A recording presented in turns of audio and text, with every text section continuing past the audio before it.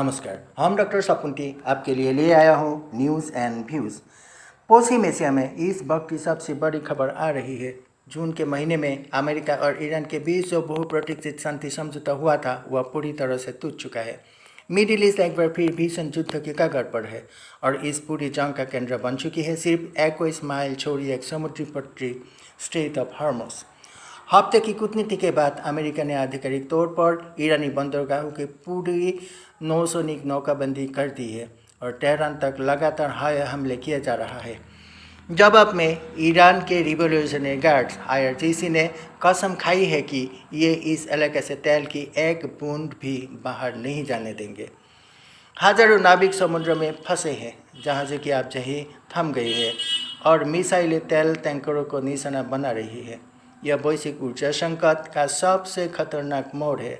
आज के वीडियो में हम बात करेंगे कि इस वक्त ग्राउंड पर क्या चल रहा है, ये विवादित हॉर्मुज़ तोल क्या है और इसका आपकी जेब पर क्या असर होने वाला है। तो आखिर ऐसा क्या हुआ कि दोनों देश इतनी जल्दी युद्ध के मुहाने पर आ गए। दरअसल जून में एक सूत्रीय समझौते पर हस्ताक्षर हुए थे ताकि दोनों पक्षों को अंतिम शांति समझौते के लिए 7 दिन का समय मिल सके।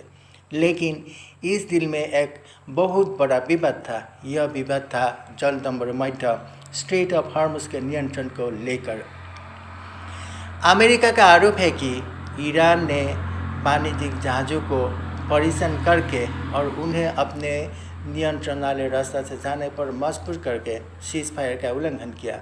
जहाज़ों पर मिसाइल हमले के बाद राष्ट्रपति डोनाल्ड ट्रंप ने आधिकारिक तौर पर युद्ध विराम को समाप्त घोषित कर दिया। इसके बाद अमेरिका सेंट्रल कमांड सेंटकॉम ने ईरान के कमांड सेंटरों, हवाई रक्षा ठिकानों और तथ्य निगरानी नेटवर्क पर ताबड़तोड़ हमला शुरू कर दिया। तनाव तब और बढ़ गया जब अमेरिकी सेना ने खार्क द्वीप के पास नौकाबंदी का उल्लंघन करने वाली एक खाली तेल टैंकर को हेलफायर मिसाइल से उड़ा दिया। वही ईरान ने भी बहरीन, कुवैत और इराक में अमेरिकी ठिकानों पर ड्रोन और मिसाइलें दागकर जवाबी कार्रवाई की है। इस समुद्री रास्ते की अहमियत को समझने के लिए आपको इसकी रणनीति को देखना होगा।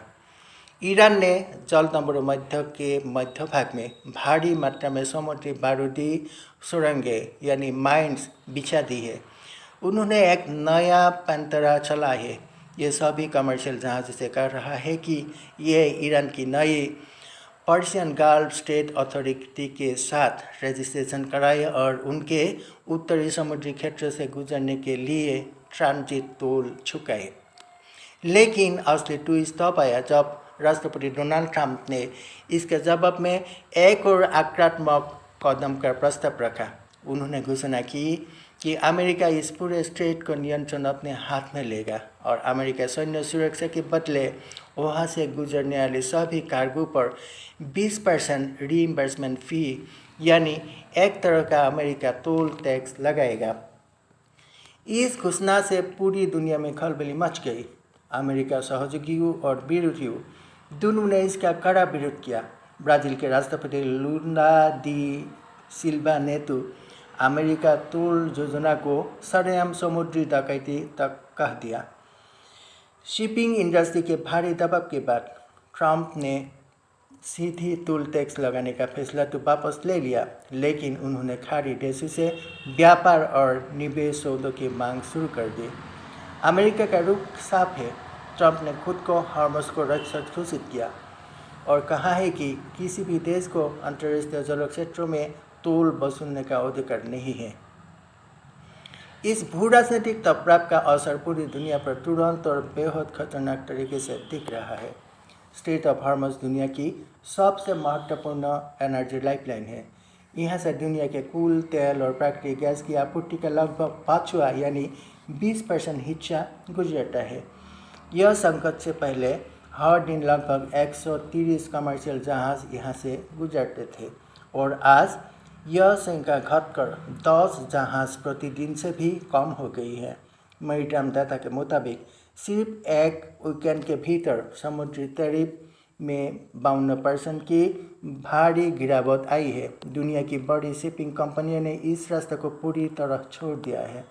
लगभग 6000 नाविक इस वक्त हाई रिस्क जोन में फंसे हुए हैं और युद्ध के माहौल के कारण अंतर्राष्ट्रीय रेस्क्यू ऑपरेशन भी रुके हुए हैं। जैसे कि आशंका थी, कच्चे तेल की कीमतें तुरंत बढ़ गई और यह लगभग $80 प्रति बैरल के आसपास पहुंच गई। हालांकि IMF और वर्ल्ड बैंक का कहना है कि वैश्विक अर्थव्यवस्था ने अब तक लचीलापन दिखाई है, लेकिन अगर यह गतिरोध लंबे समय तक चला तो एशिया में ईंधन की भारी किल्लत हो जाएगी और पश्चिमी देशों में महंगाई आसमान छू लेगी। इस समय स्थिति बेहद नाजुक है। अमेरिकी नौसेना उन टैंकरों को वापस मोड़ रही है जो ईरान के साथ व्यापार करने की कोशिश कर रही है, जबकि ईरान की सेना चेतावनी दे रही है कि अगर आगे और हमले हुए तो ये इस रास्ते को हमेशा के लिए बंद कर देंगे। भले ही राष्ट्रपति डोनाल्ड ट्रंप ने कहा है कि एक राजनयिक समझौता अभी भी संभव है, लेकिन जमीन पर हालात बड़े युद्ध की तरफ इशारा कर रहा है। कोई भी पक्ष पीछे हटने की तैयार नहीं है, क्योंकि बात दुनिया के सबसे महत्वपूर्ण समुद्री रास्ता पर संप्रभुता की है। आज के लिए इतना ही है। धन्यवाद।